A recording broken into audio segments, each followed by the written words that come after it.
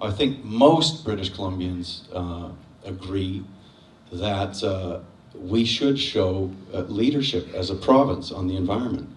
Within the Confederation of Canada, for sure, because leadership is sorely needed in Ottawa, and there are a number of other premiers and governments provincially to work with that are tackling climate change and reducing greenhouse gases, but also globally. British Columbia is a very small jurisdiction, but we aspire to and indeed have trading relationships with Asia-Pacific countries that are right now implementing carbon pricing schemes and showing leadership as well. British Columbia simply will not have credibility with those markets and new markets potentially in the Southern Hemisphere if it doesn't demonstrate that as a rich country, citizens here and their governments are leading them into a low carbon future. I'm a grandmother of 2 young boys, Sam and Timothy, and they're a lot of my motivation because I believe that they have a right to a prosperous future. And I think that we're not talking about climate change anymore, we're talking about a climate crisis. And we need to act. And my whole motivation as a politician is to say that we must act, and we must act quickly. When I watch what happens in the legislature, I feel embarrassed and disgusted by the kinds of behaviors that I see from politicians. I don't think it's a mystery how we need to address climate change in a courageous fashion. I think the problem is that the vested interests that own the political parties won't allow it to happen. So here's what I would suggest. First and foremost, stop subsidizing the fossil fuel industry. Just stop it. Number 2, expand the carbon tax immediately to the processing emissions from the industrial sector that is currently exempted, the oil and gas industry, the cement industry, etc. Expand it right away. Number 3, we need to say no to Site C and yes to an energy plan that actually looks at household energy self-sufficiency and community energy self-sufficiency that allows us to grow jobs from the renewables sector and the alternate sector. That's where the jobs ought to be coming from. And instead of spending $7 to $9 billion on Site C and billions of dollars a year on subsidizing the fossil fuel industry, we have lots of money to then look at making sure that households can be energy self-sufficient and communities. And then I would say we sit down sector by sector and say we're going to use the tools of government that are legitimate, that Margaret Thatcher and Ronald Reagan convinced us all were not legitimate, but they are legitimate, and that is we're going to use the tools of regulation and taxation on a sectoral basis to drive you to use the best available technology to reduce your greenhouse gas emissions, to reduce your ecological footprint, and to be the most competitive enterprises in the global marketplace. And we can do that through regulation and taxation and sector conversations.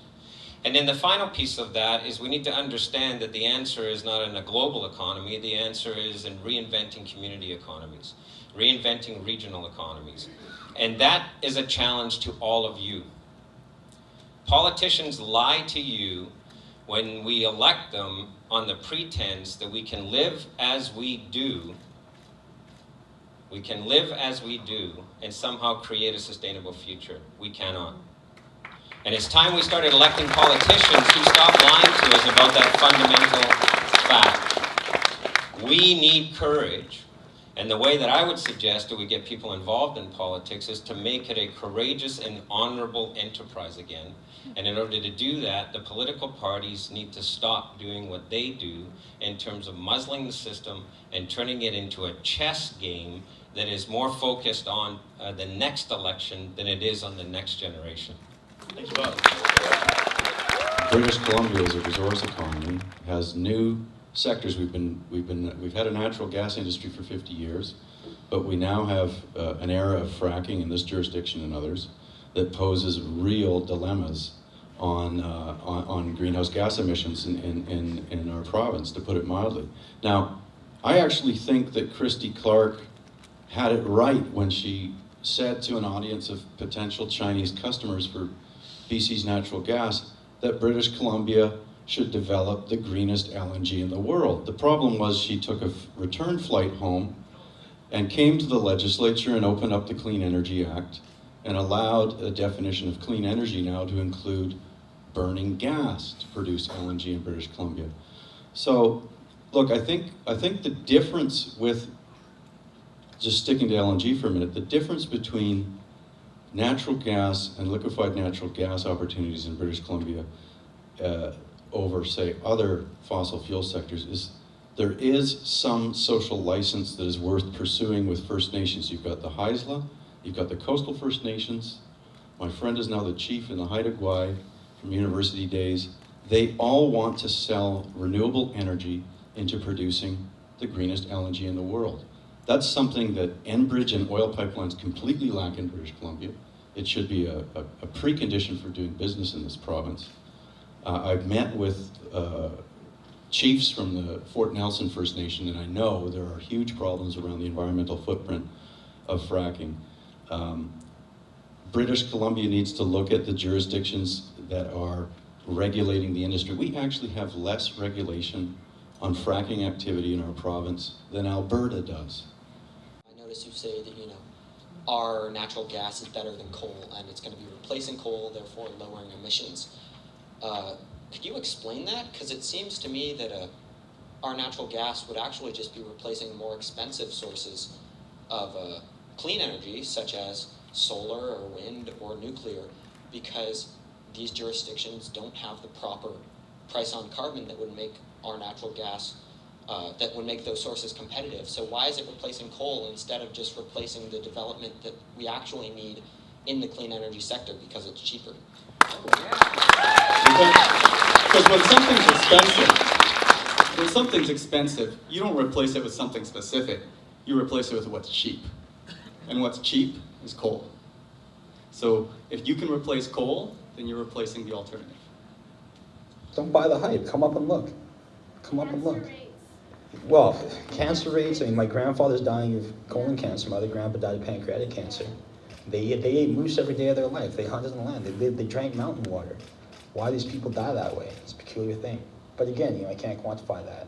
I can't take that to court yet and win that case, although I am trying. And sorry, I can't give an answer I think that describes it because it's very personal for me. But the one thing I will say is that all of you guys, and to those up on the panel as well, come look, come see, come. My family will host you. We'll feed you moose meat. You've talked about vegetarian. Hundreds of trucks. Yeah. Well, when we looked at that map, just the geographical area, that map was all of northeastern British Columbia. That's a huge territory. Yeah. So we're talking about a scale that maybe most of us aren't familiar with from having driven past those flare stacks and those trucks on the highway. Somebody mentioned a moratorium. Well, the horses have unfortunately left the barn on that because British Columbia has this industry, unlike, for example, New Brunswick. What we need to do is have a very strong and thorough review of fracking in British Columbia right now. And that's what a new government should immediately set to work to do. It's going to take the right personalities to head that up, but it needs to look at everything. Water use, water reuse, water storage, greenhouse gas impacts. All of the regulatory gaps in British Columbia need to be examined, human health impacts, all of those things. Because there are other places in North America that are doing a far better job than British Columbia, and British Columbia needs to quite frankly catch up. In the US, in states like Illinois and other places, you've got the National Resources Defense Council, the Sierra Club of the USA, Environmental Defense, all of the major green NGOs sitting at the table and working with legislators to come up with strong regulations. And if the industry can't guarantee that water is going to be contaminated and human health isn't going to be put at risk, then the industry doesn't get a social license to do business in this province. And that's what the point of that should be. I hear a commitment to a review process. So for those of you who don't know what a closed circuit enhanced geothermal system is, you drill, a few I guess, I'm just going to go out on one. If you were to drill down 2 to 3 kilometers, the temperature, it's called the bottom hole temperature, would be roughly 300, 400 degrees. If you hit what's called the geothermal reservoir, it's a place where the rocks are porous and water can move through it, taking the heat out of the rock. You drill another hole and you push water down into the hole. It's like a natural fracking process, but without the chemicals. The water goes through, captures the heat, turns into steam. The steam is used to power a turbine. the steam condenses and the same water is put back into the ground again, and you get energy. Unlike wind or solar, it's 24/7. It doesn't only work when the sun or the wind is on. If you're doing a review to a project you've already said no to, aren't you just doing a disservice to everybody involved? So is it a no, or is it we're going to go look at it ourselves? The reason why it's important to have a Made in BC environmental review, our party's against Enbridge. We've made an 11-page submission to the National Energy Board. We've made our position clear for a whole host of reasons. And well, let me get to that. The same thing, the equivalence, canceling the equivalency agreement with Enbridge, the same sweetheart deal applies that Christy Clark and Gordon Campbell signed to Kinder Morgan, and we'll be ending that as well. The reason you have to have a process, Bob, is that we may disagree with Stephen Harper down the road, and it may go to the Supreme Court. The federal government has a lot of constitutional jurisdiction, obviously, especially over interprovincial energy infrastructure like this, but the provincial government has a lot of constitutional rights itself. We have primary responsibility for wildlife management, for fresh water management, for human health impacts. Those are things that we can use to object or come to a different conclusion than Stephen Harper on.